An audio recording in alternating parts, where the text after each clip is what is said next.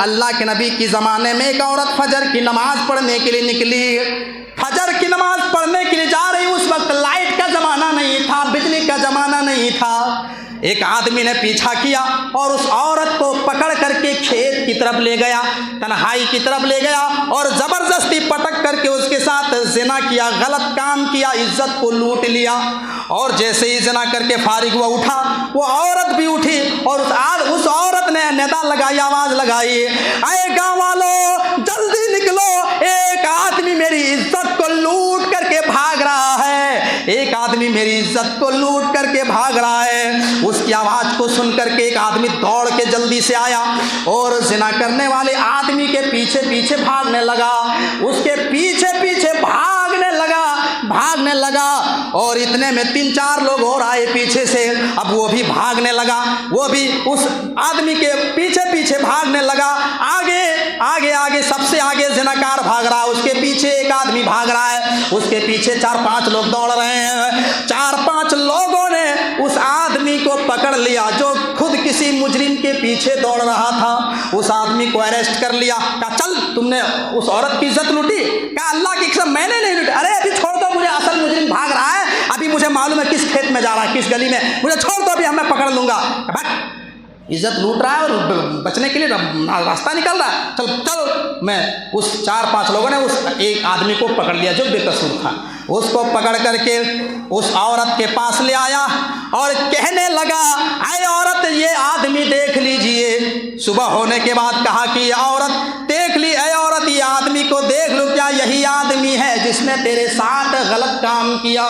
वो औरत गौर से देखती है और कहती है, वल्लाही हादा, अल्लाह की कसम ये वही आदमी है जिसने मेरे साथ ज़िना किया है। पहचानने में मिस्टेक करती उस औरत ने, कहा अल्लाह, कसम खा के कहा अल्लाह की कसम ये वही आदमी है जिसने मेरे साथ गलत काम किया। अब अल्लाह के नबी सल्लल्लाहु अलैहि वसल्लम की अदालत में पेश किया गया, अल्लाह के नबी की अदालत में पेश किया। अल्लाह के नबी ने कहा कि आए औरत बताओ कौन है? कहा यही आदमी है, यही मेरे आगे दौड़ा और यही वो आदमी जिसने मेरे साथ गलत काम किया। 4-5 लोगों ने भी गवाही दी कि यही आगे आगे भाग रहा था, इसके आगे मैंने किसी को नहीं देखा, यही अकेला था और मैंने इसी को पकड़ा, यही असल मुजरिम है। अल्लाह के रसूल को तो प्रूफ मिल गया कि 4 लोगों की गवाही चाहिए, 4 लोग मिल गए और औरत ने भी गवाही दे दी। अब अल्लाह के रसूल ने उस आदमी से कहा, मिस्टर अब तुम भी कुछ कहते हो, अपनी सफाई में कुछ बोलना चाहते हो? कहा कि उस आदमी ने सोचा अगर हम सच भी बोलेंगे तो मेरी बात कौन सुनेगा, क्योंकि 4 लोग तो गवाही मिल गए, औरत ने भी गवाही दे दी। उस आदमी ने कहा, अल्लाह के रसूल हाँ मैंने ही इस औरत के साथ ज़िना किया है। उसने भी अपने जुर्म का इकरार कर दिया। अब अल्लाह के नबी ने कहा ठीक है, अब तुम्हें फला दिन के लिए मैदान मक्तल में तुम्हें लाया जाएगा और तुम्हें कत्ल कर दिया जाएगा, संसार कर दिया जाएगा, पत्थरों से मार मार के हलाक कर दिया जाएगा। वो दिन भी आ गया जिस दिन उस आदमी को रजम करना था।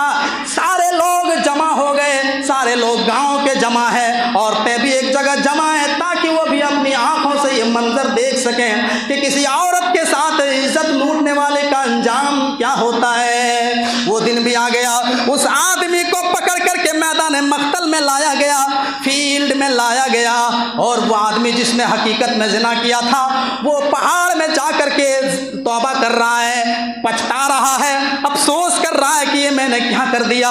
और वो सारा मंजर दूरी से देख रहा है कि मेरी जगह एक बेकसूर आदमी को मारने वाला है। अल्लाह के रसूल सजा सुना चुके हैं। सारे सहाबा पत्थर हाथ में लिए हुए हैं, पत्थर अपने हाथ में जमा किए हुए हैं। इतने में अभी मारने वाले हैं, अल्लाह के रसूल की ज़बान से हुक्म निकलने वाला है और सारे सहाबा पत्थर बरसाने वाले हैं। इतने में पहाड़ की दामन से एक आवाज़ आती है, अल्लाह के रसूल ठहर जाओ, रुक जाओ, असल मुजरिम ये नहीं है, असल मुजरिम कोई और है, उसे मत मारो।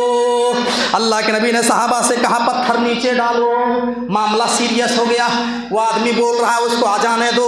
अल्लाह के नबी ने कहा उसको आ जाने दो। वो आदमी दौड़ते हुए आया और आने के बाद सबसे पहले उसने अपने भाई को गले लगाया और कहा जब तुमने ये कांड नहीं किया था, इतना बड़ा रिस्क तुमने क्यों मोल लिया, इतनी बड़ी मुसीबत तुम तुमने क्यों मोल ली?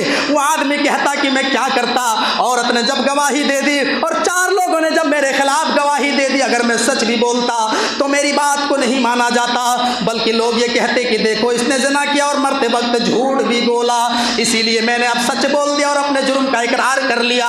वो आदमी कहता है अल्लाह के नबी, असल मुजरिम ये नहीं है, असल मुजरिम कोई और है, इसे मत रजम करो।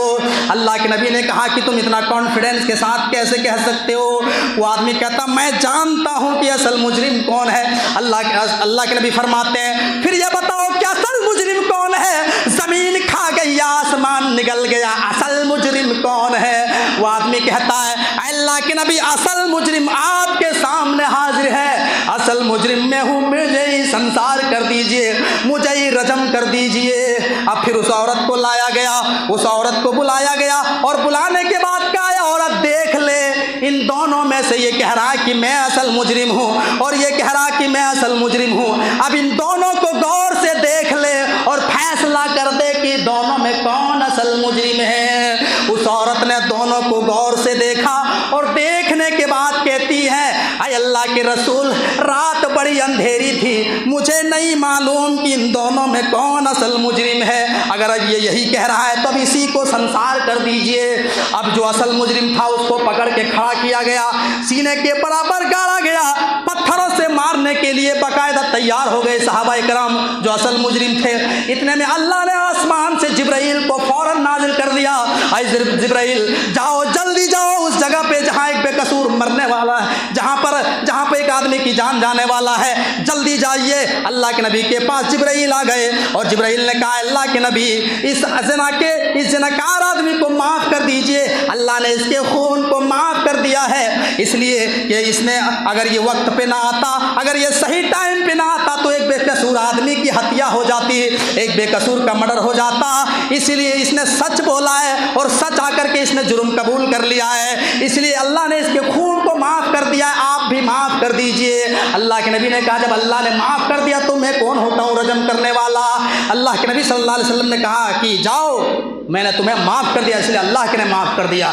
मेरे भाइयों, तो दोनों की जान बच गई। मैं इस वाक़े से यह बताना चाहता हूँ कि सच बोलने पर कितनी परेशानियाँ आई कि किसास तक के लिए पेश कर दिया गया, मारने के लिए जान जाने वाली थी, लेकिन अल्लाह ने किस तरीके से हल निकाल दिया और उसकी जान को बचा लिया कि इसने सच बोला है और सही टाइम पे आके एक बेकसूर की जान बचा ली है, लिहाजा इसके खून को माफ़ कर दिया जाए और दोनों को माफ़ कर दिया गया। मेरे भाई, इस हदीस से बहुत सारे मसाइल मालूम होते हैं। पहली बात तो यह है कि फजर की नमाज अंधेरे में हुआ करती थी और अल्लाह के नबी के ज़माने में औरतें नमाज पढ़ने के लिए मस्जिद में बाकायदा जाया करती थी और ये सच बोलने के फ़ायदे हैं। और तीसरी बात यह भी मालूम होती है कि अल्लाह के रसूल को इल्म गैब नहीं था। मेरे भाइयों, गैब का इल्म होता तो अल्लाह के रसूल जान लेते कि असल मुजरिम कौन है, किसको मारा था। मेरे भाइयों, तो सच